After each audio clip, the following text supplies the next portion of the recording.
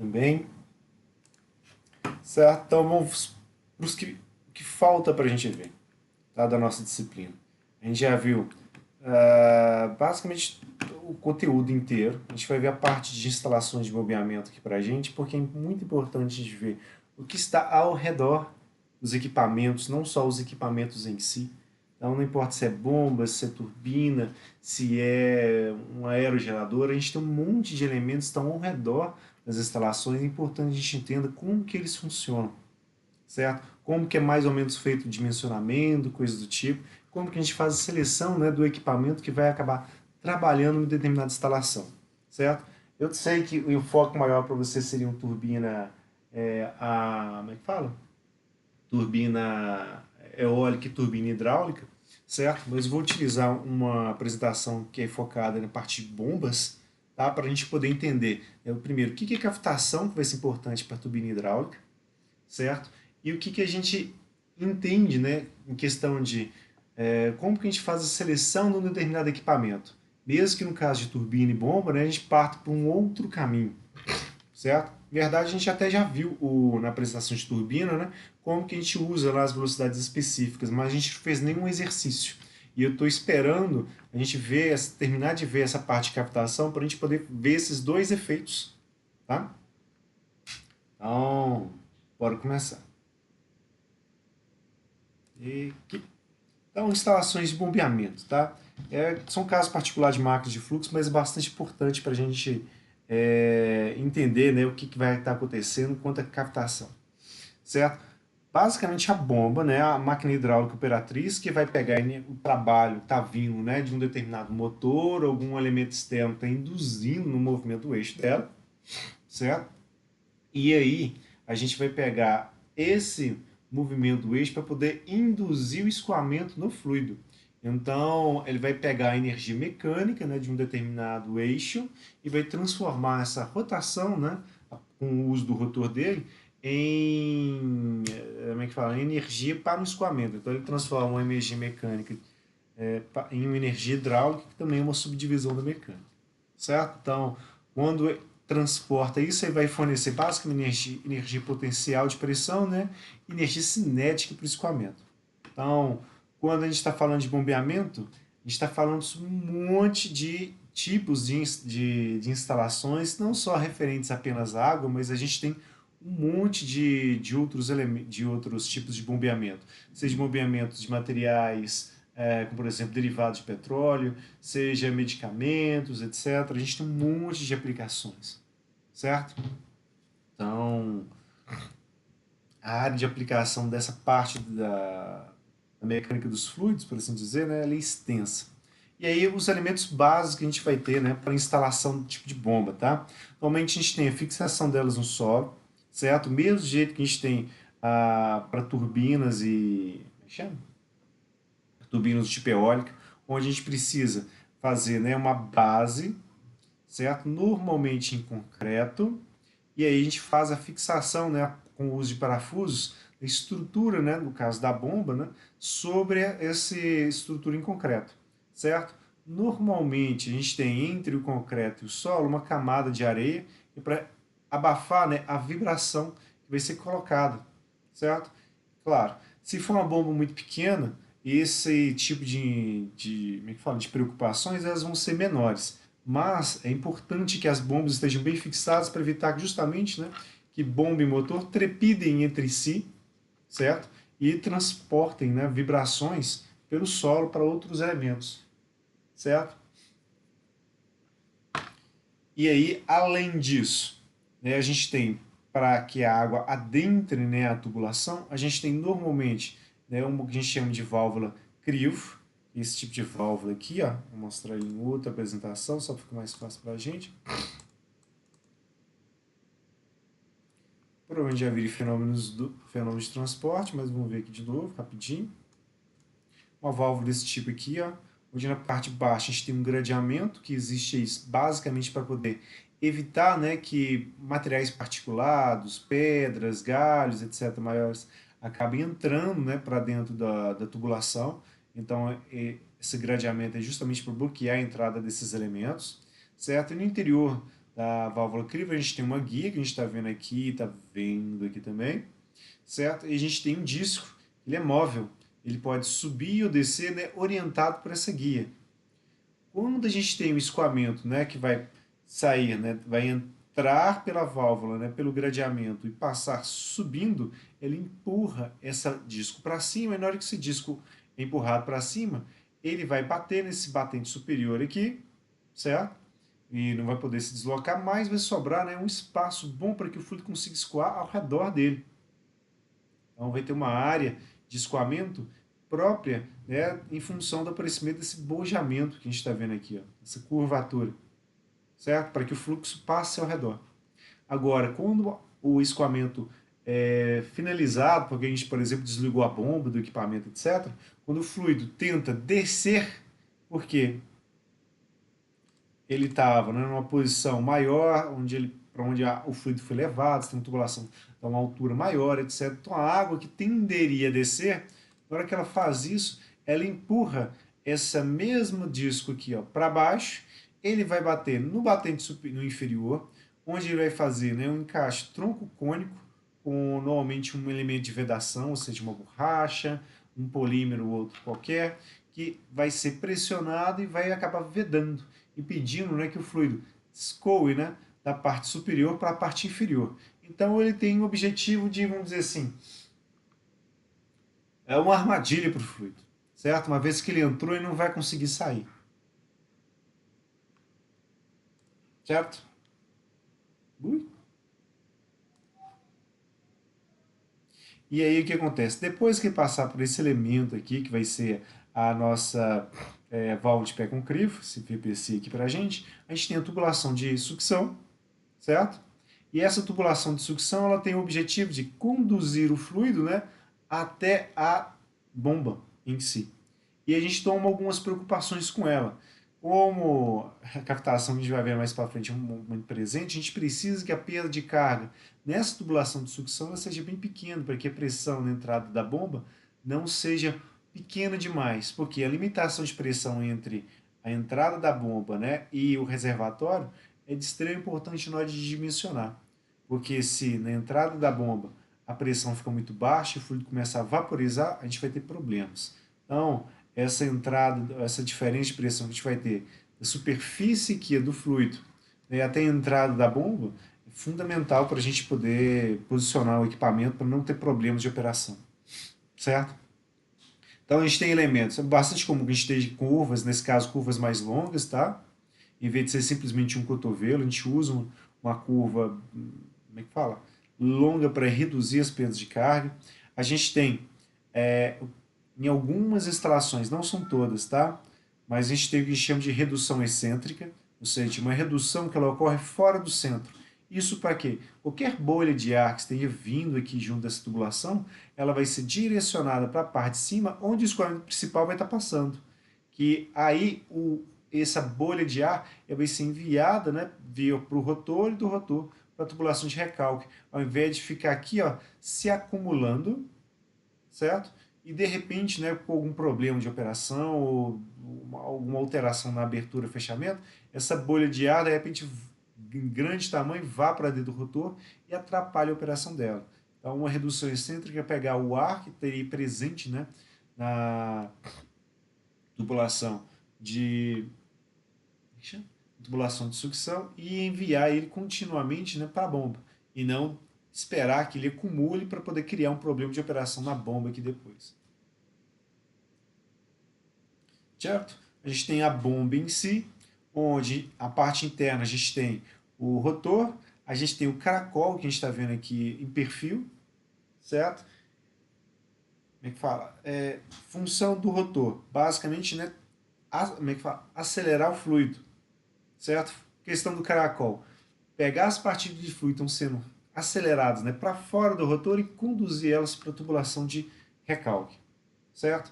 Depois aqui no elemento que a gente chama de bomba, a gente tem a carcaça dela, certo? Essa carcaça, ela tem basicamente a função de fazer a fixação do selo mecânico, que permite que o eixo gire, mas que o fluido de trabalho não escape entre o eixo e o selo e entre a carcaça e o selo, certo? Depois a gente tem aqui, ó, dentro dessa parte aqui da carcaça, os rolamentos, que vão permitir que o eixo gire com baixo atrito, certo? E ao mesmo tempo, a carcaça em si vai estar acumulando, né, óleo para poder manter a lubrificação deles.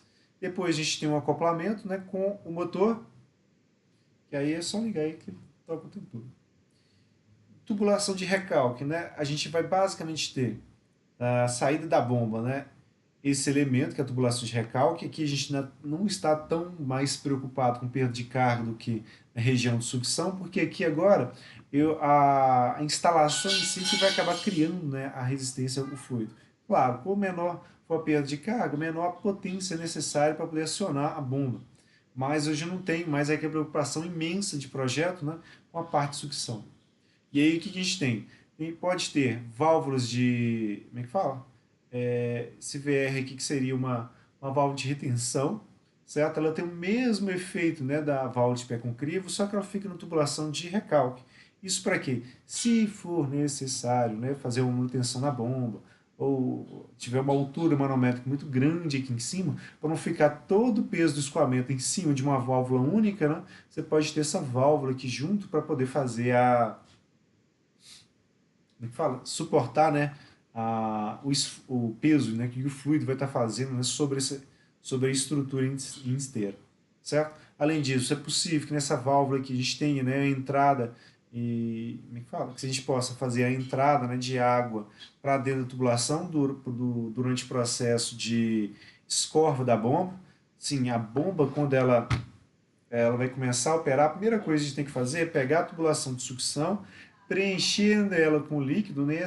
E esse preenchimento ela pode ser feito aqui pela essa válvula de retenção. Simplesmente você abre um cantinho na válvula, tem uma porquinha dela, aí você vai lá, tira e começa a despejar água para preencher, né, a tubulação de sucção até chegar à altura da bomba, etc., para que ela consiga operar. Porque se ela começa a operar em vazio, ela não vai criar uma diferença de pressão grande o suficiente para que o fluido seja succionado da tubulação de sucção e vá para a tubulação de recalque, certo? Porque ela vai estar fazendo com que o ar gire dentro da carcaça dela sem efetivamente, né, conduzir, succionar o fluido água, certo? A gente também tem as outras válvulas da tubulação em si, vão ser válvulas, ou registros em si, que a gente coloca na instalação. É comum que a gente tenha um antes e um depois, justamente para fazer a manutenção da bomba, certo? Ou seja, deu algum problema, eu vou lá, fecho os dois registros, retiro a bomba da instalação e vou ver que problema ela teve, certo? Inclusive para manutenção também é muito importante, né? Depois de algumas mil horas de serviço, a gente pegar, olhar o que está acontecendo, como é que o rotor está, está tudo bem, os rolamentos, tem algum ruído na operação deles, tem algum tipo de travamento aparecendo, certo? Aqui basicamente uma explicaçãozinha, né, do que eu acabei de falar. E a gente tem também, e não aparece aqui, tá? É o sistema de comando do motor da bomba, certo? O que o sistema de comando do motor da bomba faz? Basicamente ele controla, né, o acionamento dela, porque existem várias técnicas para poder fazer o controle da operação. Quanto que a bomba tem que funcionar, como que ela vai funcionar e em qual horário, por exemplo. Que esse sistema aqui ele tem que basicamente, né, prever, né, quando que essa bomba vai ter que funcionar. E para isso a gente tem, né, a presença de sensores que vão aparecer ao longo de toda a instalação, certo? Aqui mostrando para a gente sensores do tipo buoy, não necessariamente tem que ser desse tipo, mas algum sensor de pressão normalmente pode ser utilizado aqui, tanto aqui nos reservatórios de recalque, quanto aqui embaixo nos reservatórios de sucção. Eu vou tentar tirar essa parte aqui, ó, porque ela tem isso, beleza. Tanto aqui na parte do reservatório de sucção, quanto aqui na parte do reservatório de recalque. Certo? A gente tem esses sensores de buoy que basicamente vão demonstrar um nível para a gente. Né? Se o reservatório está cheio, se ele está vazio, certo? Que é uma informação bastante importante. E a gente tem, né, basicamente os quadros de comando para poder fazer o acionamento desses motores quando for viável, certo? Qual que é o detalhe? Os reservatórios em si, e aqui é uma instalação hidráulica, tá? Mas pode servir como instalação industrial qualquer, onde você vai pensar, né, traçar estratégias para aquela operação, tá? Então, dos sensores, né, para a gente. O que eles têm que averiguar? Primeiro, qual o caso, né, em que se encontra aquela instalação. Se eu tenho aqui, ó, uma boia, está indicando, né, com um reservatório de cima, né, que é o de recalque, ele está cheio e o de baixo está cheio, eu não preciso recalcar, porque o meu de recalque ele já está cheio. Então, esse contato elétrico aqui ele vai ser equivalente a uma chave dizendo, olha, bomba, por favor, não opere. Então, o motor vai permanecer desligado ou em stand-by. Tá? Se eu tenho, de repente, um segundo caso, onde aí sim o meu reservatório de recalque ele está vazio, aí ele chegou no nível mínimo, que é o nível de projeto lá, ele vai lá e fecha um contato elétrico, aí você vai ter, né, um sinal lógico, né, dizendo, ó, bomba, você vai ter que operar, porque existe água no reservatório de sucção, então não há impedimento para que você opere, e existe, como é que fala, o reservatório de recalque está no nível mínimo, então ele precisa de receber o fluido e a gente tem ele disponível, certo? Para um terceiro caso, olha o que acontece. A gente também não tem, né, água no reservatório de recalque e no reservatório de sucção a gente também não tem.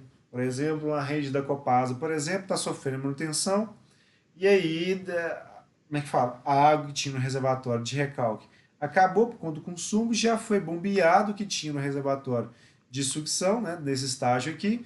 E na hora que ele chegou nessa posição, aí ele tem que permanecer desligado, porque chegou no nível mínimo para sucção. Se eu tentar succionar mais, eu vou acabar succionando o ar, certo? E aí a bomba vai parar de operar, simplesmente porque uma vez que ela estiver operando com ar, como é que fala?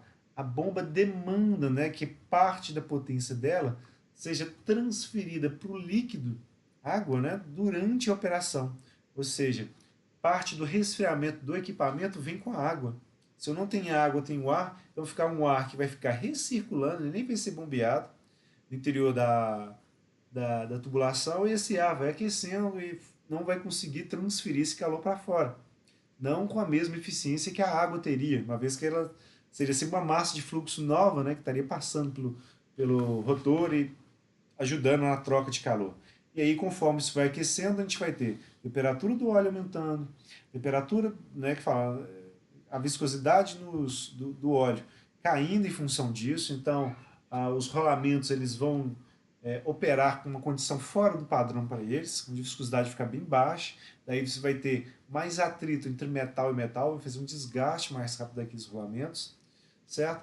E pode chegar um ponto em que você vai ter algum tipo de derretimento ou falha da operação em função desse aquecimento, certo? O que pode acontecer inclusive no próprio motor, tá?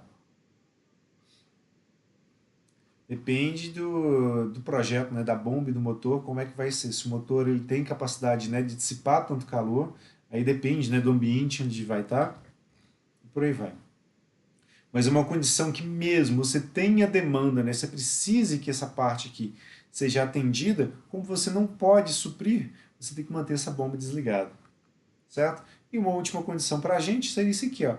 Você tem lá o reservatório que já está repleto de recalque, então você não precisa, né, recalcar, e o seu reservatório de sucção ele está baixo, então também não pode recalcar. Então uma condição, né, de pode e não pode. No caso, a única condição onde a gente pode e deve recalcar é essa aqui, ó, a operação da bomba. No restante, a gente não deve operar, certo? Isso aqui é só o básico, né? Se pode ou não pode. Agora, como operar? Tem bomba que opera na condição simplesmente de liga e desliga.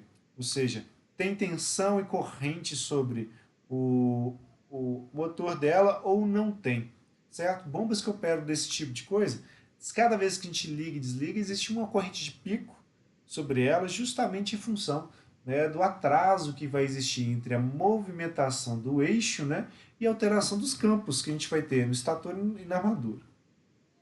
E aí, esse tipo de coisa pode acaba criando dano, né, no equipamento, porque você pode ter uma sobretensão aparecendo no enrolamento, em algum pedaço do enrolamento, e essa sobretensão, se ela vence, né, a resistência elétrica, né, do verniz que está sobre o ferro doce, que normalmente a gente usa para fazer os enrolamentos, ou cobre, tanto faz. Aí o que vai acontecer? A gente vai ter um curto, e aí pode iniciar um incêndio, coisa do tipo. Então pode ser que ocorra esse tipo de problema, principalmente nessa modalidade, né, liga e desliga. Outra condição de operação é uma operação em rampa, ou seja, ao invés da gente simplesmente ligar e operar, a gente vai ter um inversor de frequência, certo? Que esse sim vai receber a corrente da rede, e na hora que ele for transferir aqui para a bomba, ele vai alterando a frequência da alimentação, né, sobre o rotor. Então ele vai sair lá de 0 Hz, por exemplo, certo? E vai indo, subindo, né, até chegar em 60 na forma de rampa. Aí o acionamento da bomba, né, ele vai ser gradual, o que vai fazer, né, com que a movimentação do rotor seja gradual também, até o ponto de operação, certo? Isso é uma das possíveis possibilidades, tá? Outra coisa é temporalizar. Se sabe, né, que a energia elétrica, né, o custo dele é menor como é que fala, da linha de transmissão, e é menor ainda nos horários onde ela é pouco usada.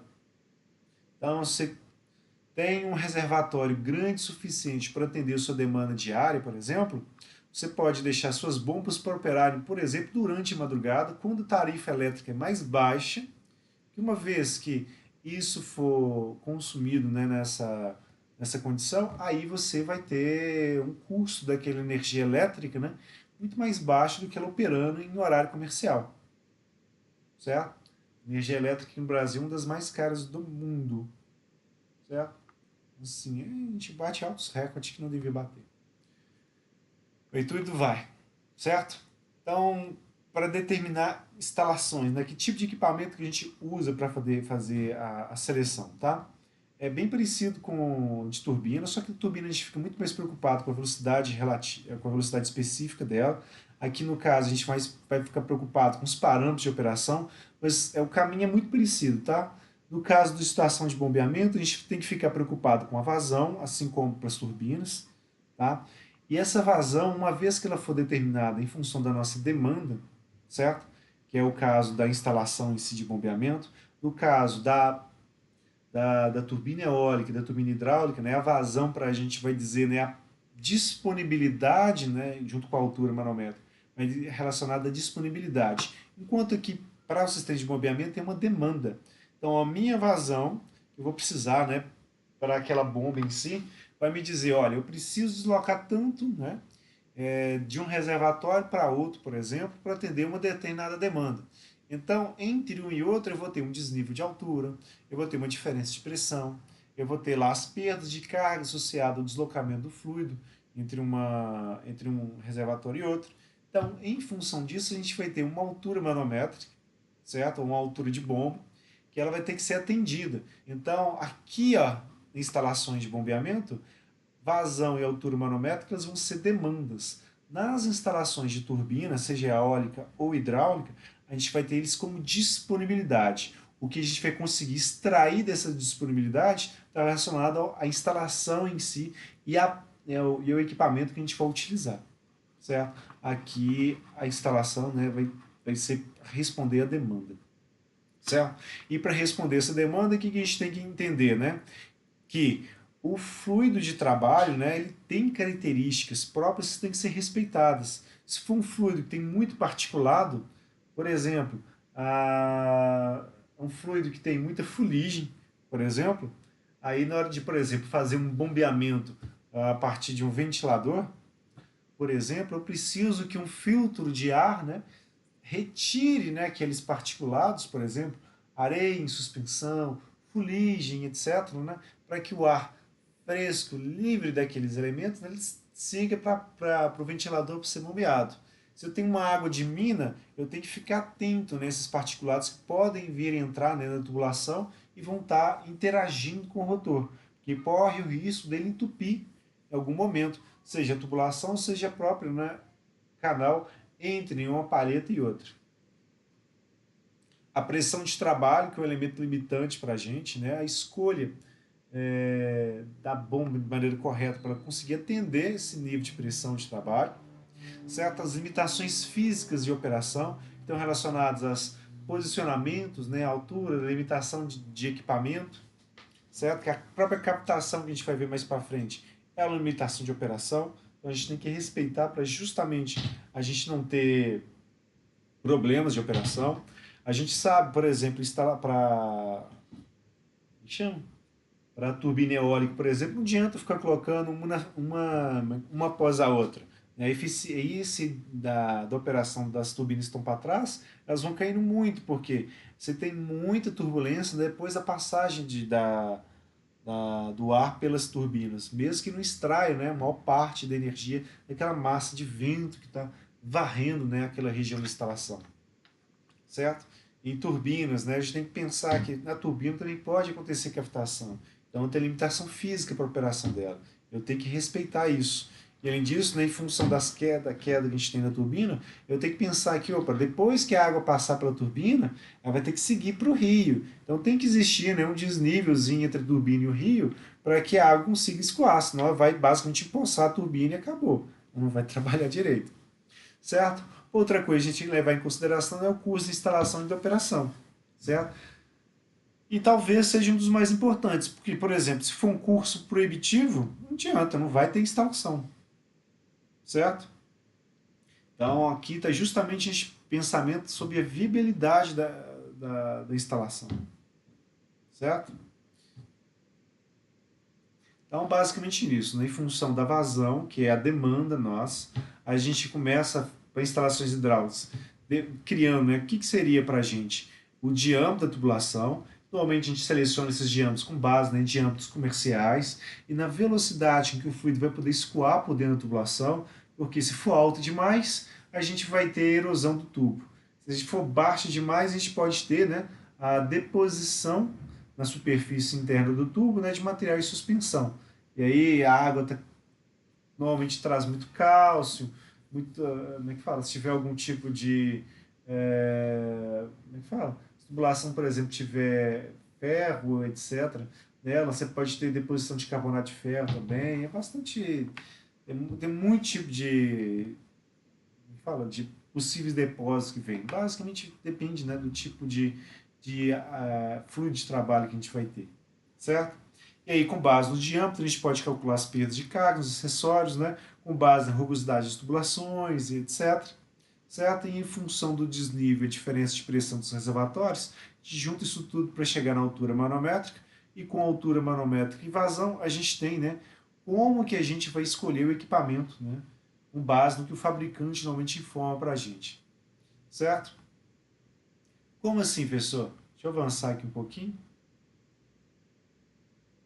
Certo? Normalmente para os fabricantes, o que eles acabam apresentando para a gente, né, em questão de equipamentos, primeiro é um mapa, certo? Um catálogo, onde ele está dizendo o seguinte: olha, nesse catálogo eu estou descrevendo para a gente equipamentos que vão atender, né, entre 10 e 300 e entre 4 e 800, né, e aqui aqui seria para os metros cúbicos por hora e uma altura que está aqui em metros, tá? Então, nesse campo aqui, ó, esse meu catálogo está me dizendo que eu tenho diferentes famílias de bombas e cada uma delas foi dimensionada para atender um pedaço, né, dessa região, desse mapa aqui que a gente está montando, certo?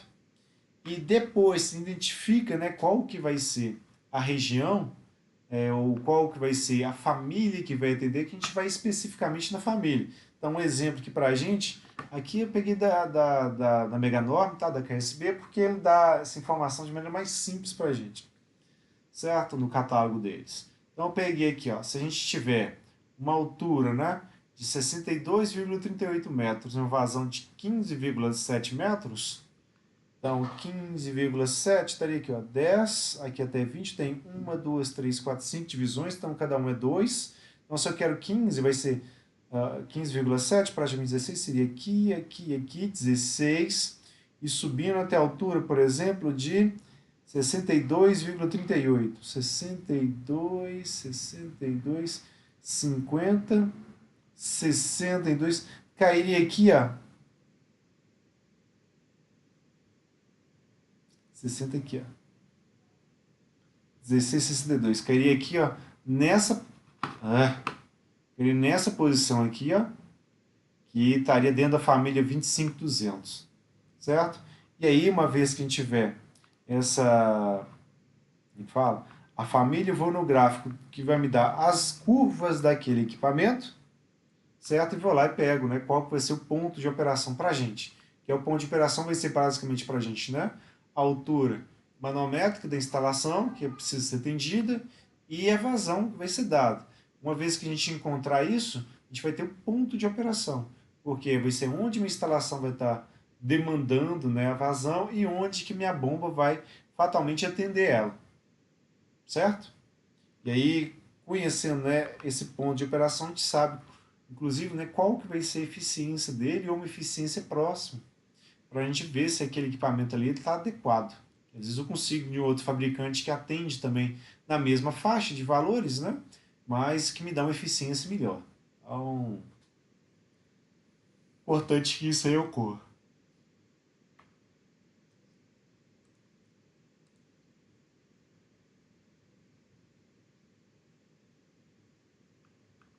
Então, voltando aqui, como que a gente menciona a vazão de instalações, tá? Aqui nem tão importante para vocês, tá? Mas vou passando. Mas normalmente por norma, né, a gente sabe mais ou menos qual que é a demanda que cada tipo de instalação vai acabar tendo. Se tem uma instalação predial, por exemplo, onde tem vários apartamentos, aí sabendo, né, quantos moradores a gente vai ter, a gente espera, né, por dormitório, né, quanto vai ser o consumo, né, diário de água é, daquele daquela instalação como um todo. Se for um monte de lojas, se for um hospital, por exemplo, né, todo esse tipo fala, de consumo, né, ele já foi estimado para que quando a gente fazer um projeto novo, a gente tenha, né, um parâmetro para poder adotar com vazão, certo? Então, igrejas, cinemas, usinas de leite, matador, tem de tudo na norma. É só dar uma olhadinha que a gente acaba chegando, né, em algum tipo de vazão possível, certo? E com base nessa vazão, a gente dimensiona normalmente os diâmetros de tubulação. E os diâmetros de tubulação, eles influenciam bastante, né? Tanto no custo de operação quanto no investimento. Porque se eu tiver um diâmetro muito pequenininho, eu vou ter uma velocidade elevada, isso vai fazer com que a perda de carga fique grande para o escoamento, certo? Então isso vai demandar para a gente um custo, né, de operação. Então, com menor for o diâmetro, né, maior vai ser o custo de operação. Agora, se eu pego diâmetros que são muito grandes, o que ocorre é que com maior for o diâmetro, maior vai ser o custo, né, de compra daquele tubo. Então, aumenta o custo de investimento. Não existe, né, um meio termo onde você está com um diâmetro que nem vai te penalizar muito em relação ao custo de operação e nem vai ser caro demais para a sua instalação, certo? Então a ideia do custo total é simplesmente, né, ele faz uma barriguinha. E essa barriguinha aqui a gente tem duas maneiras de trabalhar elas. Em função da equação da BNT, que é a equação do Forchheimer, que ela dimensiona para a gente qual vai ter que ser um diâmetro, que dele a gente chega no diâmetro comercial. E a gente tem também como é que fala? As velocidades econômicas também, tá? Onde, no caso da nossa norma da BNT, que é 5626 de 1992, ela dá para a gente que a equação do Forchheimer é essa aqui, ó. Ela é uma constante, que é 1,3, que multiplica o tempo de operação do equipamento em horas, certo? Dividir por 24 também em horas, tá? E elevado a 0,25. Depois eu tiro uma raiz da vazão que eu sou obrigado a trabalhar com ela em metros cúbicos por segundo. Porque essa aqui é o que a gente chama de equação prática. Ou seja, ela não é deduzida a partir de nenhum tipo de operação, assim, de equação matemática, simplesmente vista, né, do ponto de vista financeiro, que existe essa relação, e aí foi adotada nessas operações. A gente tem que entrar com os valores das variáveis, né, das unidades corretas, para a gente poder achar, né, o diâmetro que a gente vai precisar em metros depois. Certo? E aí o que a gente faz? Conhecendo a vazão e o tempo, a gente faz o cálculo. Quando a gente achar esse diâmetro aqui, normalmente não vai ser igual, né, no diâmetro comercial. Então a gente vai ir numa tabela de diâmetros comerciais e pegar o diâmetro que comercialmente está imediatamente acima. Certo? Então a ideia dessa fórmula é pegar alguma faixa aqui, ó, dentro dessa região de menor, né, custo, e aí a gente pega, né, justamente o que vai te dar menor. Como fala, a gente pega um diâmetro para cima para poder reduzir um pouquinho mais o custo operacional. Certo? Então, por exemplo, se eu estou fazendo essa conta aqui e acho que meu tubo, né, para eu fazer o cálculo dele, eu acho lá, por exemplo, que o diâmetro interno, que a gente vai estar calculando lá, por exemplo, ele deu, por exemplo, uns 33, né, milímetros. Esses 33 milímetros, o diâmetro que está imediatamente acima dele, esse aqui de diâmetro interno, 34,417, certo? Seria equivalente ao diâmetro externo, né, de 1,5 polegadas. Então, um tubo de 1,5 polegadas, né, que atenderia a gente para a nossa instalação, certo? E aí, para a parte de sucção, ele simplesmente fala, para reduzir ainda mais as perdas de sucção, a gente pega o diâmetro que for imediatamente acima do diâmetro de recalque. Então, se a gente pegou lá o de 1,5, a gente vai ter o de 2 polegadas para a tubulação de sucção, para reduzir as perdas de carga nela. Porque o trecho da instalação da sucção ele é normalmente mais curto que o de recalque. A bomba fica muito mais próximo da fonte, né, do que da demanda. Então, você pode, né, ter um diâmetro um pouquinho maior, que isso vai reduzir a perda de carga naquela região, que é uma região problemática, certo?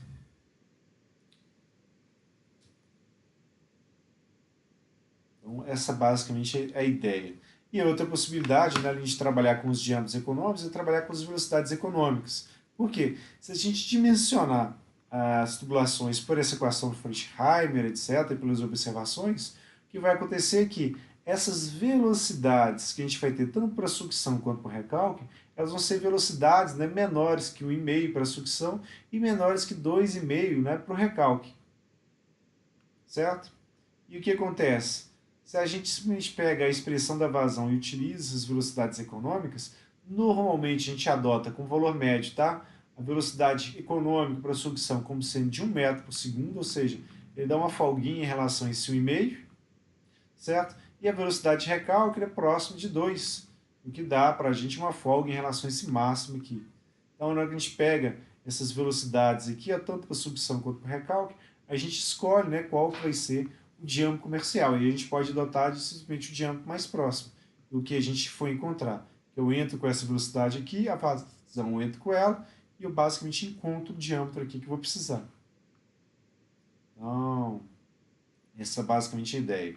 E além disso, um outro detalhe que não pode passar desapercebido por norma, tá? Normalmente as tubulações ela tem a cor, né, descrita por norma. Então, tubulações a gente vê, por exemplo, em marrom ou mesmo preto, é bastante comum que a gente tenha elas, né, para justamente a gente ter como é que fala? Marrom principalmente para justamente para identificar que é um fluido que ele é normalmente um fluido de descarte. Então pode ser o fluido para esgoto e coisas do tipo. Certo? E outros tipos de coloração vão normalmente aparecendo em outros tipos de tubulação. Tubo branco para vapor, cinza escuro para eletroduto, cinza claro para vácuo, alumínio, normalmente gases liquefeitos, inflamáveis, preto para fluido inflamável. Bastante comum trabalhar o amarelo, né, que é gases não liquefeitos, é muito comum para gás encanado, em prédios, etc. Pessoal, mas o meu prédio não segue essa recomendação. Então, né, para a parte fala, de instalações puramente hidráulicas, é bastante comum que a cor, né, da tubulação ela esteja no próprio. Como é que fala? No próprio assim, da própria cor que o fabricante acaba dando para ela, principalmente se for uma tubulação não exposta, tá? Ou seja, se está escondido e não vai ter interação, às vezes você tem um monte de cano branco, né, que está vindo com uma água para água fresca, em vez dela vir como verde. Agora, em tubulações expostas, normalmente elas ficam, né, com essa coloração, né, artificial, ou seja, alguém chega lá e pinta depois. Mas seguindo norma, normalmente a gente vai vendo esse tipo de coloração, tubulações que facilita a identificação delas. Tá? Curiosidades para a gente. Então, basicamente, depois que a gente tem as informações, né, de altura manométrica e vazão, e a gente já encontrou, né, as informações sobre sobre qual família vai atender a gente vai basicamente, né, avaliar, né, como que é esse comportamento da altura manométrica em função da vazão e da potência em função da vazão por uma rotação que é constante, que normalmente o fabricante, né, acaba fornecendo para a gente. Certo? Isso a gente já viu, né, do, do campo de aplicação da bomba, que é o campo de escolha, que a gente chega e vai na família, e da família a gente encontra, né, qual que vai ser o diâmetro do rotor que vai atender a gente. Cada curvinha que a gente está vendo aqui é uma curva ensaiada, né, de uma bomba, um rotor diferente, normalmente para uma rotação fixa, certo? E aí a gente normalmente tem, além dessa curva aqui de altura manométrica em função da vazão, a gente tem essas curvas de isorrendimento. Ou seja, são curvas onde a operação da bomba vai ter a mesma eficiência. Elas ajudam a gente a orientar, né, onde vão ser os melhores pontos de operação para aquele equipamento e qual vai ser a eficiência esperada para a operação naquela condição. Então, no caso, essa eficiência que é dada pelo fabricante já é um conjunto das eficiências. Hidráulica, está relacionado, né, à altura manométrica que a bomba vai estar recalcando em função da altura manométrica teórica que ela deveria recalcar. Né? Qual que é a eficiência volumétrica, em função basicamente das recirculações que a gente tem do fluido dentro da carcaça. Certo? A gente tem eficiência mecânica, que basicamente está relacionado à dissipação de energia em função de selos mecânicos, rolamentos, se for uma bomba que tem gacheta, gacheta, certo? E então, efeito de atrito. E aí o que acontece? Para a gente poder achar a potência necessária para a gente poder fazer o cálculo para a gente vai pegar basicamente, né, que seria a potência de acionamento, tá? A gente pegaria o peso específico, a vazão, a altura manométrica dividido pela eficiência da bomba.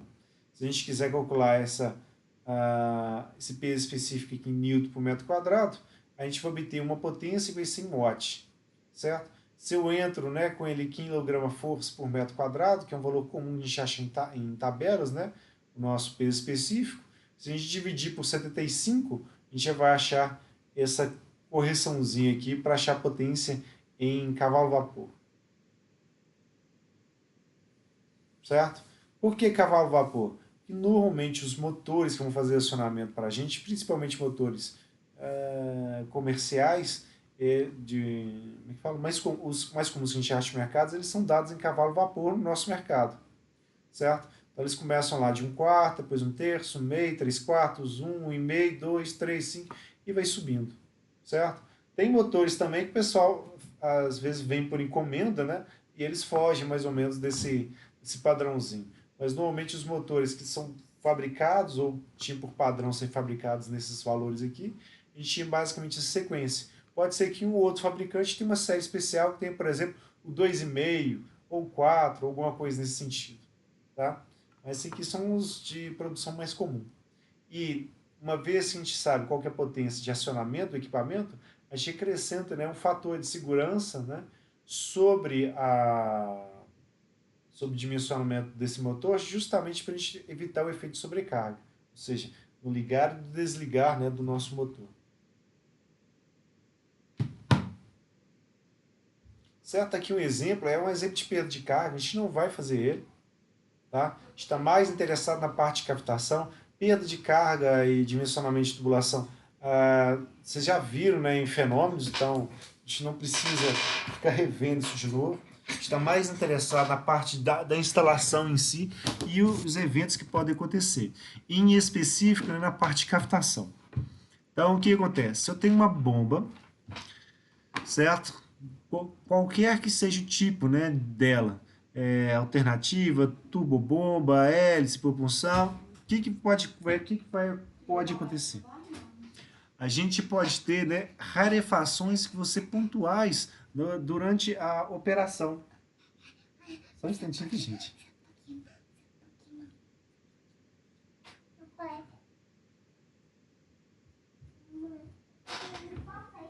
Só um instantinho, tá, gente?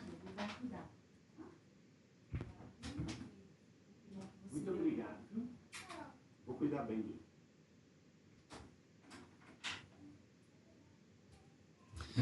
Voltando. Home Office with Kids. Então, o que a gente entende dessa parte de captação, como que ela é importante, né? O que acontece se a pressão ela fica muito baixa, chegar na região de saturação do fluido, o que vai acontecer é que esse fluido, né, vai começar a vaporizar. E essas bolhas de vapor, elas vão seguindo junto do escoamento até que chega numa condição ou numa determinada posição do escoamento onde a pressão está alta demais em relação à região de saturação e aquela bolha implode. Quando ela implode, ela vai fazer com que como é que fala? E vários impulsos, várias vibrações em frequências diferentes, elas vão atingir a superfície com que elas vão estar em contato e ali elas vão fazer com que todas elas vibrem.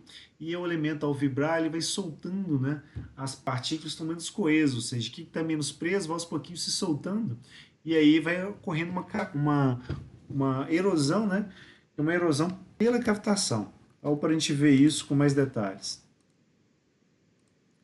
Um vídeo vale mais que várias imagens. Cavitation.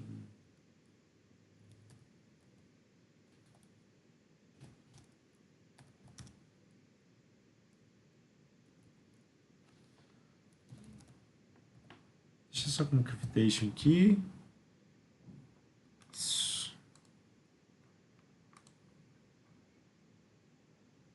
Deve ter procurado. Não tá aqui não. Vamos tirar o áudio aqui, tá? Tá mostrando aqui pra gente, como se fosse revisão de termodinâmica, tá? Então, as substâncias como a água, né? Tem lá as curvas, né? Onde a gente vai ter os estados sólidos, líquidos e gasosos, e nessas regiões de transição a gente tem as linhas, né? De saturação.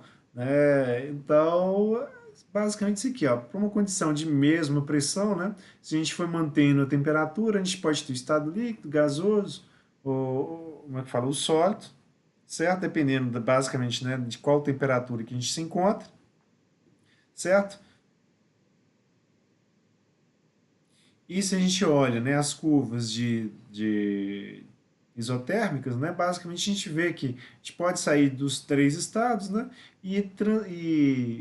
e migrando, né, de uma região de maior pressão para uma de menor pressão, se a gente for seguindo essa linha de temperatura, que é justamente o que ele vai avaliar aqui para a gente. A gente, no escoamento, a gente teria uma condição de líquido saturado, no líquido comprimido, e, volta um pouquinho, e se a gente, de repente, tem uma redução da pressão, o fluido que está aqui na condição de comprimido, ele pode entrar para essa região aqui de vapor, de líquido mais vapor, certo?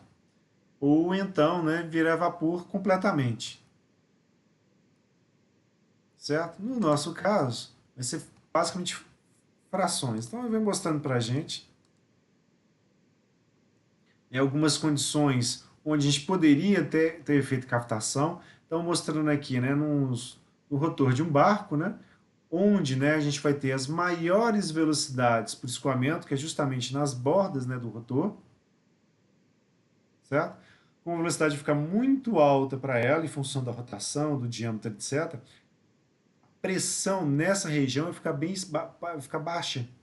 E a pressão ficando baixa, a gente pode ter a cavitação nessa superfície aqui do rotor, e na hora que ela vai saindo daquela região próxima ao rotor, onde a velocidade estava muito alta, ela vai para uma região onde a velocidade já vai estar mais baixa. Daí na hora que ela cavita, o impulso criado, né, pela implosão da bolha, ela volta para o rotor e interfere sobre ele. Então é comum que as regiões mais próximas no final da lâmina do rotor, ou da pá dela, acaba sendo como é que fala? Erodida pelo próprio rotor, pela própria operação do equipamento.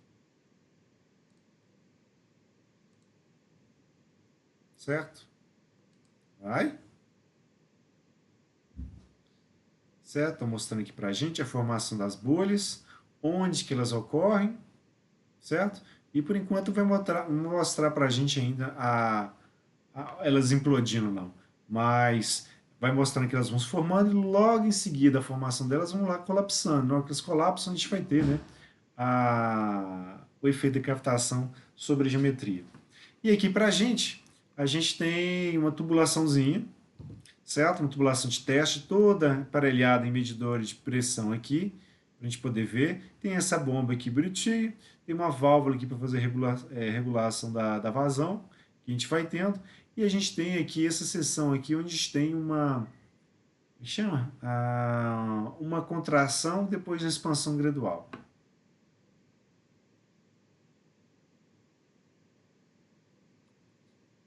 Mostrando a direção do fluxo, que vai passando aqui, direitinho, etc.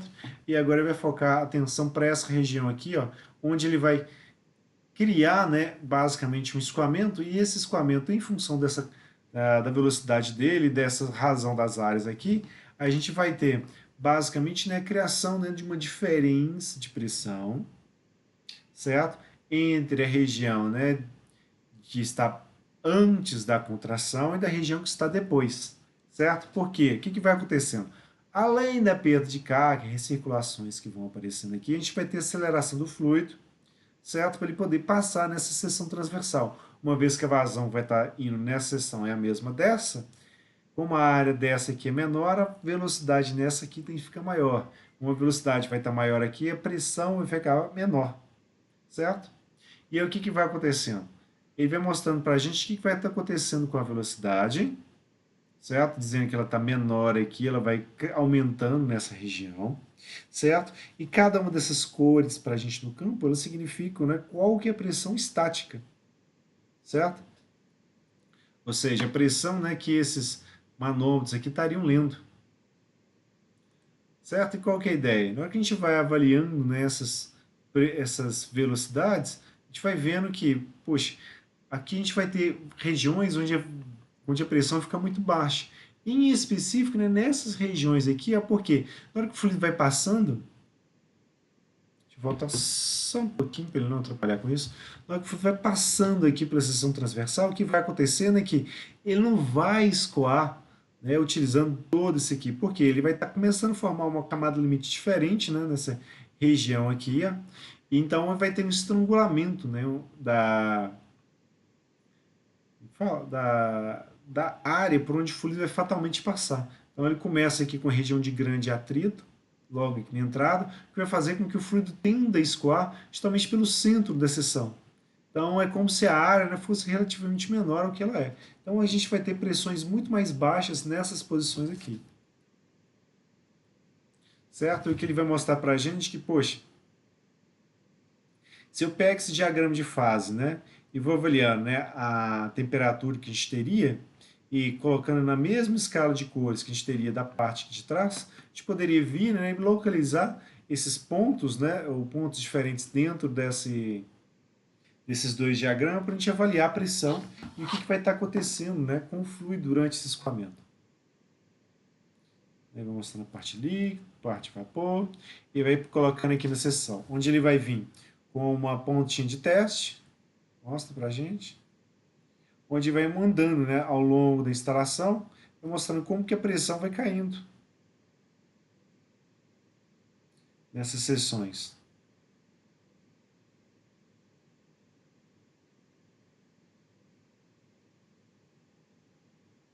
E aqui, ó, justamente nessa região, onde a pressão fica mais baixa mesmo, a gente teria uma condição que, para esse problema específico, né, a gente teria a condição de captação, porque a pressão está abaixo da pressão de líquido saturado.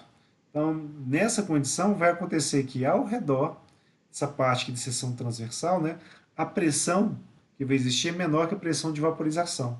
Então, uma região, na hora que o fluido estiver passando por lá, ele olha, opa, eu não tenho que estar como líquido comprimido aqui, a minha condição é de líquido mais vapor. Então, parte do líquido aqui começa a vaporizar e vai formando bolhas. Essas bolhas, ao serem formadas, elas vão caminhando para a região de maior pressão, fazendo com que elas implodam.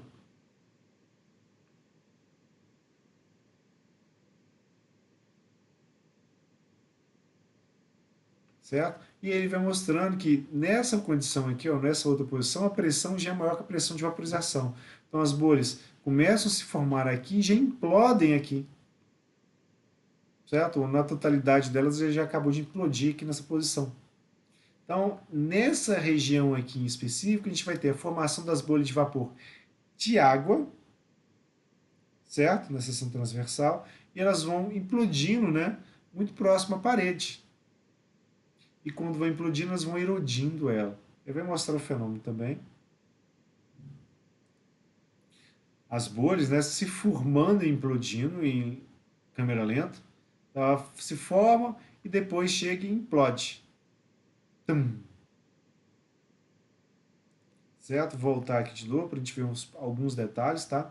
As bolhas elas estão se formando e normalmente após a formação dela a gente vai ter o colapso, né, vindo de uma direção preferencial, seja porque você tem o efeito da gravidade atuando ou porque você tem lá alguma influência do escoamento que vai fazer com que ela imploda, né, de uma região de maior para uma região de menor pressão, certo? Por exemplo, no núcleo do escoamento, se tiver uma pressão maior, ela pode empurrar nessa fronteira da bolha, né, contra a parede onde vou ter uma pressão menor.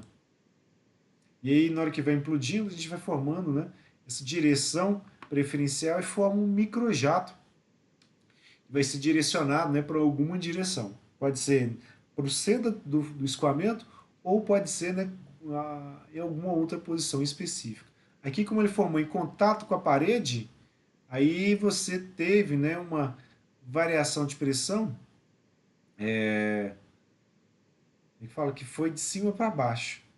E aí também mostra para a gente, né, o tamanho dessas bolinhas aqui, ó, porque ele coloca escala para a gente, cada uma delas. Então, cada pedacinho aqui era 1 milímetro. Então, cada uma delas, o volume dela diminuindo, né? O volume máximo seria mais ou menos aquilo, teria 1, 2, 3, 4, 5, 6 milímetros, mais ou menos, né, atingir o máximo tamanho, e depois ela vai reduzindo em volume como um todo, só que o volume em determinada posição, né, vai fechando primeiro. E vai mostrando justamente isso. A gente tem lá a pressão que vai formar a bolha de vapor, que normalmente é uma pressão criada pela própria partícula em si. E aí, quando ela chega, né, numa condição de pressão maior, vai ser a pressão externa que vai fazer com que ela diminua. Certo? Se eu tenho uma pressão local diferente, por exemplo, nessa região aqui, ó, eu vou ter uma pressão a mais, na hora que ela vai deformando, ela vai acabar, né, sendo deformada de maneira distinta. Vai reduzir o volume de todos os lados, mas um lado específico aumentar. E aí, na hora que a gente tem esse tipo de coisa, a bolha acaba colapsando, né, a parte interna primeiro, e na hora que a gente vai ter uma superfície próxima, esse jato, na hora que a bolha vai implodir, ele vai ser, como é que fala? Vai criar um jato colidente, né, sobre essa estrutura aqui. E aí, claro, né, não vai ser na primeira, na segunda, nem na décima, mas vai acontecer, né, que aos poucos, né, essa superfície aqui que vai estar, né, sobre a solicitação dessa captação, ela vai acabar se fragmentando, porque conforme vai vibrando, recebendo, né, diferentes níveis de agressão, aos pouquinhos vai se soltando, né, do restante. E ele mostra para a gente, né, experimentalmente, né, o que acontece com os rotores. Tá? Um rotor novo, 6 meses depois do processo de captação, notem, né, na bomba, a menor pressão que a gente vai ter vai ser justamente na entrada, porque os rotores, né, estão pegando a partícula de fluido e está empurrando ela para frente. Então, na hora que empurra ela para frente, ela que estava numa posição anterior ao escoamento, como ela simplesmente foi empurrada, vai criar um vazio na posição onde ela estava, certo? Então esse vazio vai ser preenchido por outra molécula que está vindo da região de subdução, certo? Só que naquela região ali a pressão vai acabar ficando menor, certo? E se chegar à condição de ficar menor que a pressão de saturação, ela vai, ao começar o escoamento, né, começar a virar uma bolha de vapor, de fluido, e na hora que ela vai entrando aqui entre as pás do rotor, ela já vai implodindo. Então vai começar a cavitar primeiro essa região aqui mais interna ao rotor, depois ela vai terminar de comer o resto do rotor. Porque se eu não tenho mais superfície interna, na hora que eu vou chegar na minha pressão maior, ela vai se deslocando. Então aquela bolha ela começa a ter assim, uma vida existencial um pouco maior, certo? Na hora que ela vai colidindo. Aí de tal forma que ela vai comer o rotor inteiro, certo? Rotor de aço, né? 2 anos depois você não tem só uns pedacinhos aqui da ponta, né, da placa em si, das pás em si, certo? Então, espero que todo mundo tenha entendido, tá? Essa parte de captação é basicamente função da formação da bolha de vapor, que acontece quando a pressão fica muito baixa, e aí quando ela implode, a gente vai ter esse efeito de erosão, tá? Então, como que a gente evita, né, que esse problema aconteça? Como que eu evito que a captação aconteça? Evitando, né, que essas bolhas se formem. Então, eu tenho que garantir que a pressão ao longo de todo o escoamento fique maior que a pressão de vaporização do fluido. E daí começa, né, a nossa modelagem para poder avaliar o que vai estar acontecendo, tá? Para bomba e turbina isso é ligeiramente diferente, tá? Mas vamos começar aqui para a bomba, que é mais fácil de entender por ela, tá? O que a gente vai fazer? Nós vamos usar Bernoulli mesmo, só que em vez de pegar um ponto antes e depois da bomba, a gente pegar um ponto antes e imediatamente antes da bomba. Então, normalmente a gente faz, vem aqui na tubulação de sucção, que vai ser o nosso ponto 1, por exemplo, e coloco o meu ponto 1 justamente na superfície dela. Então, a pressão que vai estar atuando aqui sobre esse reservatório aqui vai ser minha pressão no reservatório, certo? Pode ser pressão atmosférica, pode ser um valor maior, pode ser um valor menor, tudo fácil, certo? Na nossa análise. E o que acontece? O nosso ponto 2 vai ser logo aqui na entrada da bomba, certo? Então, o que vai acontecer? A velocidade, normalmente, nesse reservatório aqui de sucção é muito baixa, aproximadamente igual a zero. No momento, eu vou manter isso aqui, vou só reorganizar, mas interessa para a gente te avaliar qual que é essa pressão aqui na região de sucção, certo? Logo na entrada. Então, o que a gente vai fazer vai se reorganizar. Vou pegar essa pressão de sucção, vou passar ela para o lado esquerdo aqui da minha equação, e o restante dos termos eu vou passar para o lado direito. Então, eu vou ficar com a pressão no reservatório, que seria essa pressão aqui. Vou ficar com a diferença de altura que vai existir entre o ponto 1 e o ponto 2, sendo o ponto 1 né, o fluido né, no topo do reservatório, o ponto 2 logo né, na entrada da bomba, na seção média da tubulação, certo? A variação das energias cinéticas está aqui já aparecendo para a gente. Normalmente o termo da velocidade 1 é muito pequenininho, a gente despreza ele, certo? Interessa para a gente o termo da velocidade 2, às vezes sim, às vezes não, certo? Depende né, se essa velocidade aqui for impactar muito em relação aos outros termos, certo? E teríamos as perdas localizadas distribuídas. Detalhe, é só entre o ponto 1 e 2, então a perda localizada distribuída na região de sucção apenas. A parte do recalque não interessa para a gente, certo? Nesse tipo de análise. Então o que a gente vai fazer? Vai pegar basicamente né, a pressão do reservatório, vai igualar a pressão atmosférica, o termo da velocidade em U, em 1, a gente vai assumir que vai ser praticamente zero, certo? Porque vai ser um reservatório extenso. Então a gente fica com essa expressãozinha aqui, ó, para ser a nossa pressão de sucção em função do peso específico, certo? E o que acontece? Para que a gente tenha né, a garantia que essa pressão aqui na sucção seja maior que é a pressão de vaporização do fluido, o que a gente vai fazer vai ser ver quão maior é isso, a partir do que a gente chama de NPSH, que é o Net Positive Suction Head, ou numa tradução horrível em português, fica altura de sucção positiva líquida. Certo? Enfim, a gente normalmente só chama de NPSH para evitar falar essa altura de sucção positiva líquida aqui, que ele é horrível, como tradução. Não tem um termo mais bonitinho para a gente. Então, o NPSH ele vai ser, basicamente, né, vai dizer qual que seria a altura que estaria disponível, né, acima daquela pressão de vaporização. Então, ele basicamente pensaria o seguinte, olha, se o meu fluido tivesse vindo aqui e chegasse até aqui na entrada da bomba e ele parasse, certo? Ou seja, como se essa velocidade em 2 aqui sobre 2G fosse igual a zero, qual que seria, né, esse valor acima dessa condição?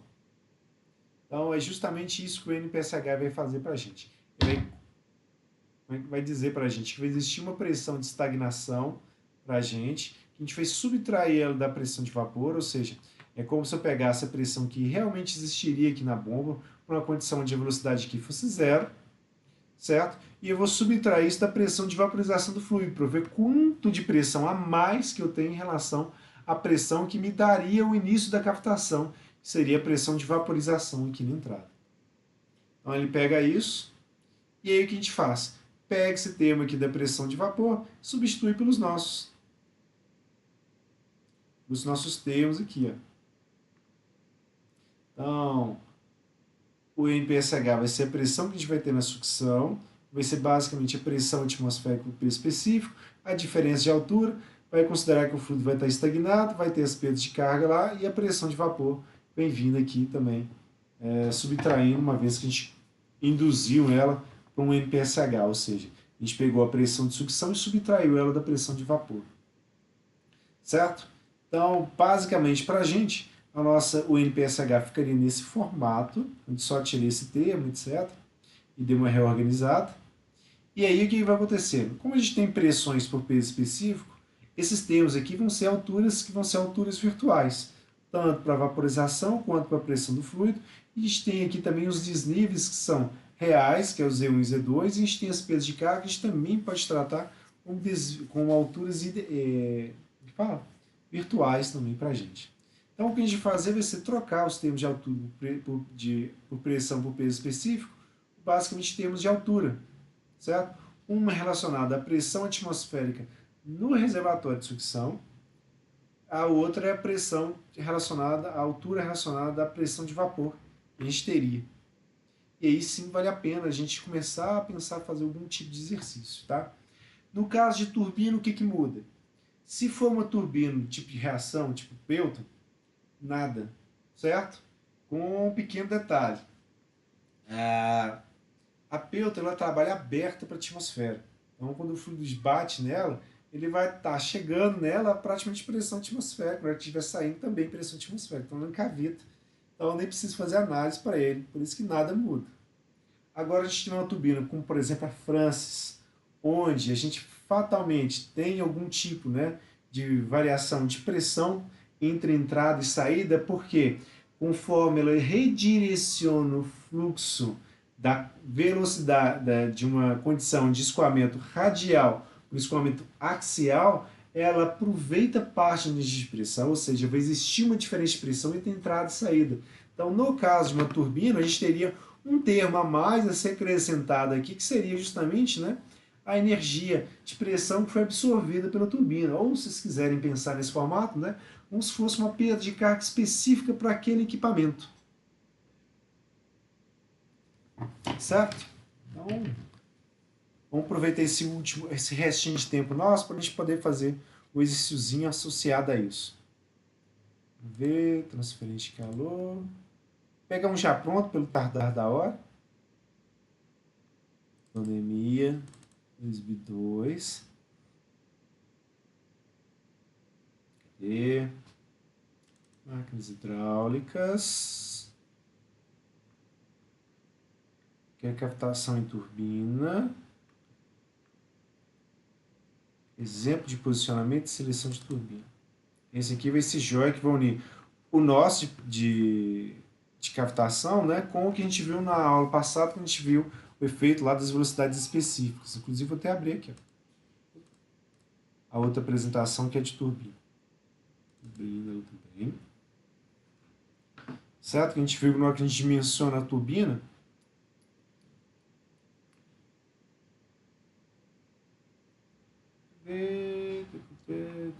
tabelinha, tabelinha, tabelinha. Aqui.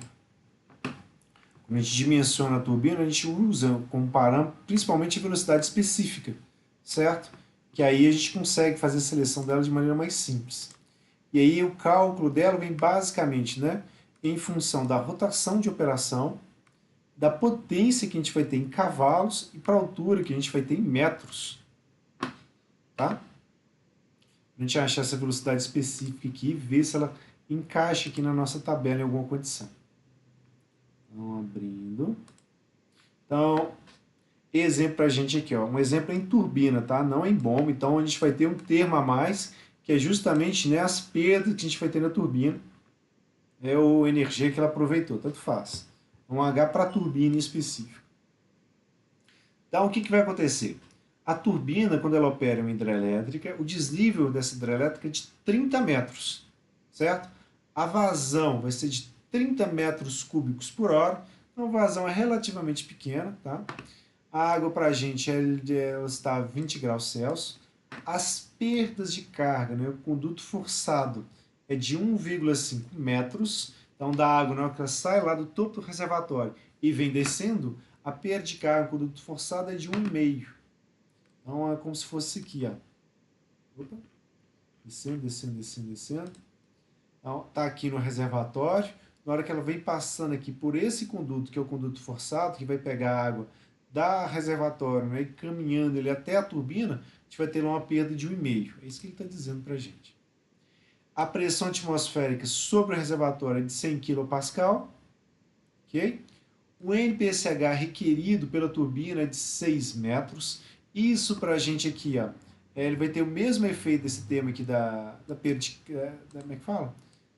Desse termo que não apareceu na dedução ainda para a gente, que basicamente ele vai dizer o seguinte, olha, uma coisa, na nossa teoria, tá? Uma coisa é basicamente o que o fluido, a instalação possui, certo?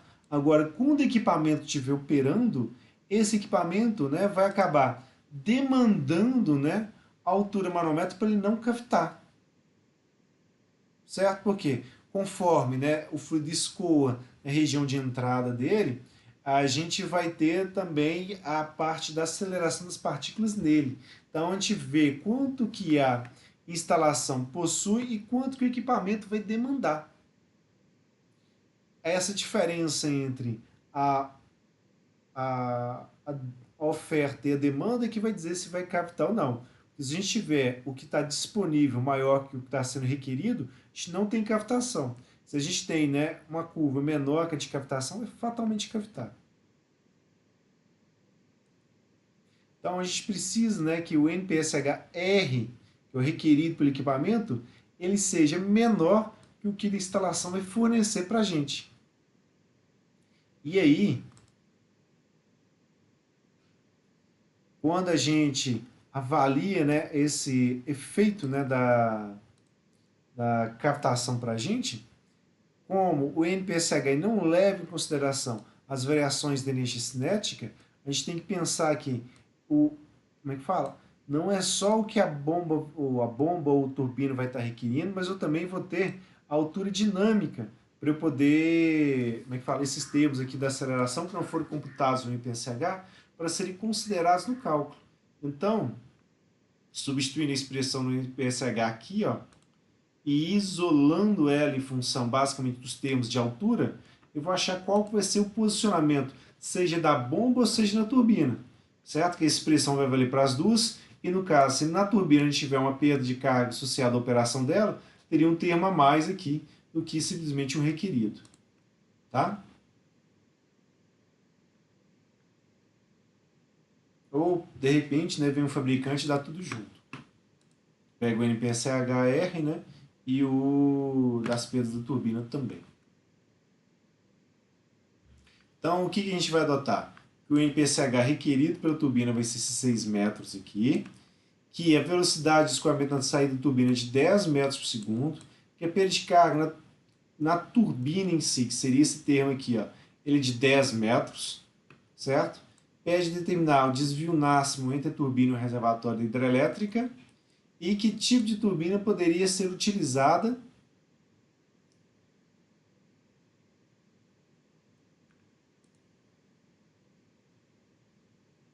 Na verdade, desnível mínimo, né?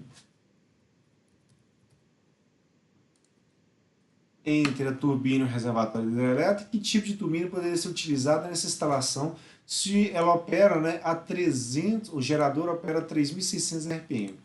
Então, o que ele vai dar para a gente? Que vai existir, né, uma perda de uma variação de altura para a gente, que vai ser um Z2 menos um Z1, certo? Que para a gente aqui, ó, na instalação, o Z1 estaria aqui em cima, sendo o topo do reservatório, o Z2 estaria aqui embaixo, certo? Então a gente espera, né, que o Z2 ele seja menor que o termo do Z1. A gente espera um valor negativo aqui para essa diferença de altura aqui, certo? Se fosse uma bomba, a gente esperaria um valor positivo. Que aí, para a bomba, a gente veria, né, um reservatório estaria abaixo dela. Se a gente acha um valor negativo, aqui esse reservatório ele tem que ser posicionado acima da bomba, que é o caso de bombas que vão trabalhar afogadas, certo? É justamente evitar esse efeito de captação. Então a gente começa basicamente calculando os termos da equação. O primeiro que vai interessar para a gente vai ser a altura manométrica relacionada à atmosfera que está atuando sobre o reservatório. Neste caso, para a gente falou que ele é de 100 kPa, ou seja, 100 mil pascal. Eu vou pegar lá a densidade do fluido, água, né, 20 graus Celsius, e a gravidade para calcular o peso específico. Fazendo isso, a gente vai achar 10,214 metros, certo? Esse seria para a gente, né, a altura manométrica para a nossa instalaçãozinha, certo? A altura de vaporização está relacionada à pressão em que o fluido, né, vaporiza. Eu preciso que seja acima disso, por isso que ela está presente aqui. E a pressão de vaporização pelo peso específico, a gente pegaria, né, o valor normalmente em tabelas. A gente pega a pressão de vaporização para a temperatura em específico. No caso, para 20 graus, ele diz que essa tensão de vapor ela é de 0,0238 kg-força, né, por centímetro quadrado. Certo? Não aparece o F aqui como normalmente não aparece em canto nenhum. Certo? Então, quilograma-força por centímetro quadrado. E aí o que eu vou fazer? Primeira coisa, fazer a conversão de unidades. Né? Cada quilograma-força para a gente equivale, né, a 9,81 newtons. Então isso vai ser bom, porque vai simplificar com o termo da gravidade aqui para a gente. Certo? E o centímetro quadrado, vou multiplicar ele por 10 a quarta, né? Para eu chegar em alguma coisa em função de metro ao quadrado. Fazendo essa continha, a gente vai achar 0,238 metros. E aí, com isso, as perdas foram dadas para a gente como sendo 1,5 metros. A altura dinâmica só vai interessar a altura de saída, porque na nossa instalação, né, do reservatório ele vai ser extenso, né, a barragem inteira lá para o termo do V1. Então ele vai ser zero. Então a gente dividir a área pela, como é que fala? A vazão pela área para achar o V1, então praticamente zero. O V2 foi dado para a gente como 10 metros por segundo ao quadrado, e dividir por 2G vai dar para a gente 5,097 metros, certo? E aí vem para a gente as perdas na turbina, também foi um valor dado para a gente anunciado, como sendo de 10 metros, que seria esse termo aqui. Então, na hora que a gente substituir os valores, a gente vai achar lá uma altura de 12,62 metros, ou seja, o desnível mínimo que a gente teria seria de 12 metros. Então, da queda total teria 30, ele teria que estar abaixo daqueles 12,6 metros. Certo? Se eu posicionar a minha turbina acima disso, na saída dela vai ter captação. Então, ela tem que estar abaixo daquilo ali. É uma das condições de operação que a gente tem que avaliar. altura mínima.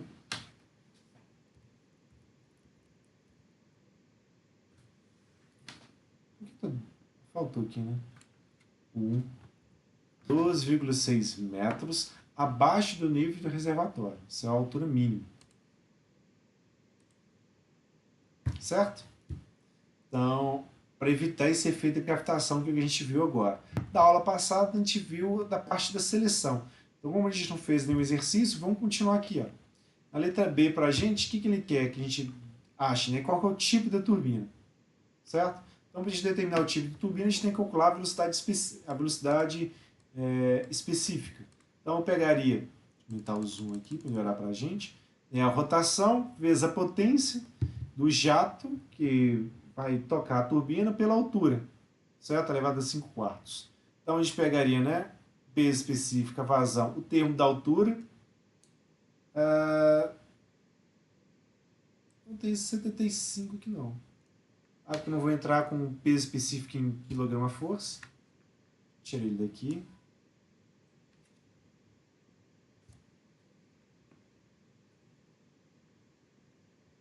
Eu entrei com ele em quilograma por metro cúbico. Então não tem esse termo aqui dividido por 75. Então, aqui, simplesmente peguei o termo da potência, estou quebrando ele em peso específico, vazão e altura de queda, certo? E aí, o que a gente vai ter? Eu vou pegar essa altura aqui e essa aqui, já que eles estão aparecendo no numerador e denominador, para poder chegar num outro formato para expressão. Simplesmente pegar o que eu quero. Então, eu pego aqui, ó, esse termo está no denominador, eu vou pegar e levar ele para o numerador, então eu vou ficar com o expoente dele elevado a menos 1, onde eu vou conseguir enxergar isso aqui direitinho. Eu tenho a mesma base, expoentes diferentes, como um está multiplicando o outro, eu vou simplesmente somar um com o outro. Então, eu vou somar meio, né, com menos 5 quartos. Quando eu fizer isso, eu vou obter 3 quartos, certo? Porque esse 2 aqui ele vai virar um 4, aí vem um 2 aqui para poder equilibrar no numerador, tirando o mínimo múltiplo comum. E aí, na hora que eu ficar com 2 menos 5, aliás, 2 mais menos 5, eu vou ficar com menos 3. Então, vai ficar menos 3 quartos relacionado à altura. E eu reutilizo, né, eu reescrevo a expressão nesse formato aqui para a gente. Tá? Só para ficar mais fácil o trabalho sobre ela. Então, o peso específico para a gente vai ser 998 vezes 9,81. Isso vai estar multiplicando, né, para a nossa vazão, que era 30 metros cúbicos por hora. Eu estou dividindo por 3.600, né, para a gente ficar com metros cúbicos por segundo. E aqui, ó, eu já vou fazer a correção desse valor aqui na raiz, porque eu preciso, né, que dentro da raiz eu tenha, né, a relação lá de cavalo, que é o que ele pede para a gente no... Cadê?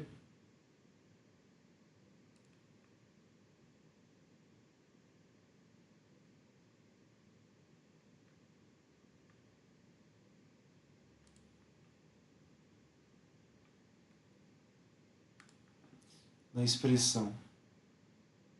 Eu preciso, né, que a minha potência ela seja calculada em cavalos. Pessoal, você pegou a altura aqui, não vai dar problema. Não vai dar problema, porque são termos que estão se multiplicando, no final das contas. Né? A operação permite que eu altere, né, a ordem dos meus fatores, né, durante esse produto aqui.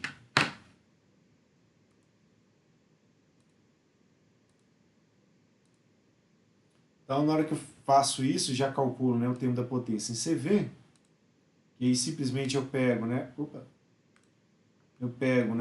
para cada um cavalo vou ter 735 watts, e isso vai estar, né, calculado dentro da raiz, que eu tenho que fazer isso. Na hora que eu faço essa expressãozinha aqui, eu vou achar uma velocidade específica de 93,57.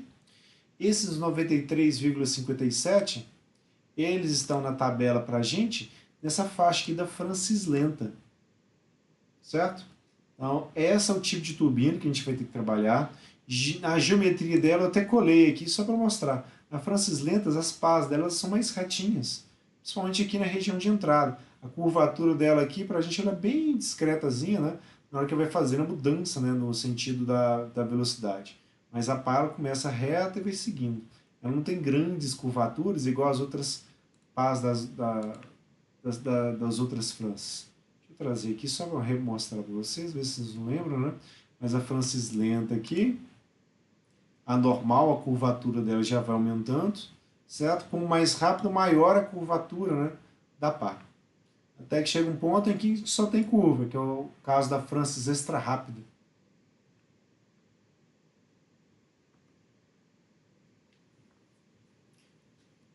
Tudo bem, gente? Alguma dúvida nesse exercício? O bom é que eu achei uns detalhezinhos nele aqui.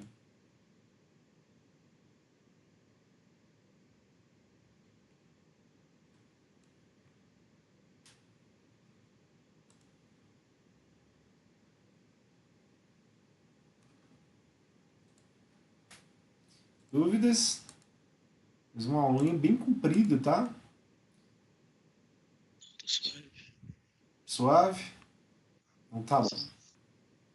Bom, com essa parte aqui da matéria a gente encerra, a gente vai fazer outros exercícios ainda nessa questão de captação, nessa parte de seleção de bombas, etc. Mas é basicamente isso aí o restinho da nossa matéria. Então, lembrando, ela começa lá em Brayton, certo? Passa pela parte ali de, como é que chama?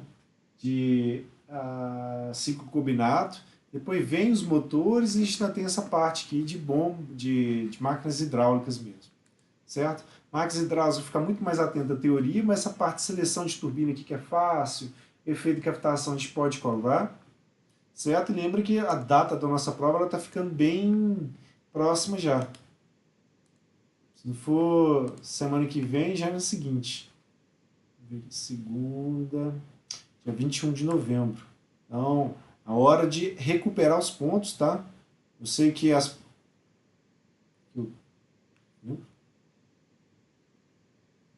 Primeiro, segundo.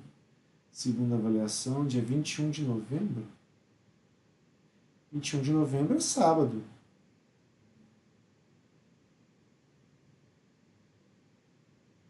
Por que eu coloquei nesse dia? Estranho. Deixa eu ver aqui. Reavaliação é no dia 2 mesmo, que é o nosso último dia. Quarta-feira. Essa outra. Não seria dia 21, seria no dia 25. E a gente teria. Fica muito apertado aqui, né? Seria melhor se fosse no dia 24. A gente teria uma aula para poder rever a parte da matéria aqui no dia 25 e coisinha aqui. Eu acho que dia 24 é o melhor dia. Ou vocês preferem no dia 25? Eu coloquei, foi erro meu, eu coloquei dia 21, deveria ser.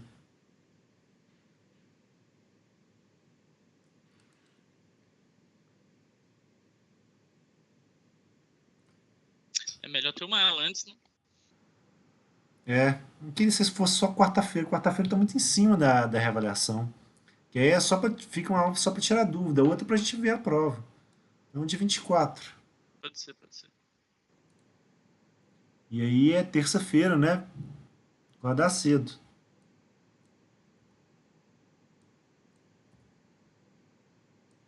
Disponível a partir das 7.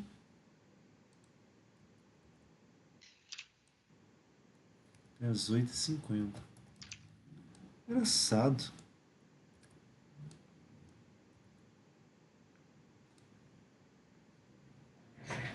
Ah, mas tem esse esquema. O calendário da PUC ele é difícil de a gente achar os dias da semana certinho, porque ele é todo no horizontal o mês inteiro. Isso atrapalha às vezes. Tá? Desculpem aí, eu só percebi agora que tinha marcado para sábado, não pode ser sábado. A gente tem que fazer no horário da nossa aula. Meu pai que tem gente que tem aula nesse horário. Eu não tinha nem percebido também, não.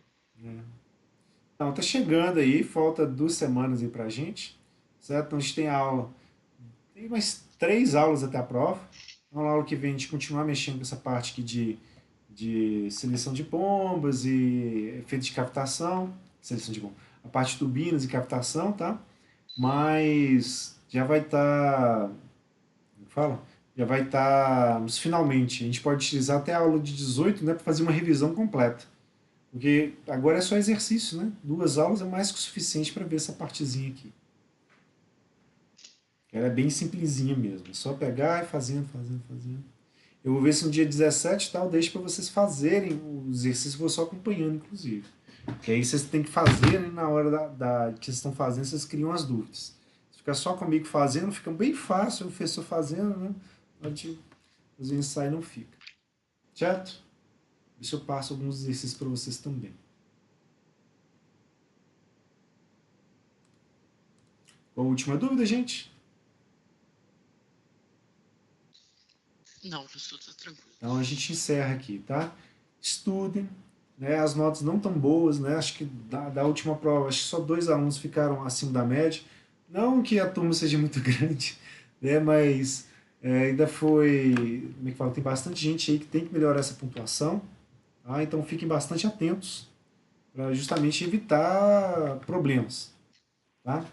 Eu de preferência quero que todo mundo passe antes especial para poder entrar de férias mais cedo. Mas, né, nem sempre a gente pode contar com todo mundo para essa tarefa. Justo. Então tá bom, gente. Um abraço a todos. Até amanhã. Até. Ah, quem será? Quem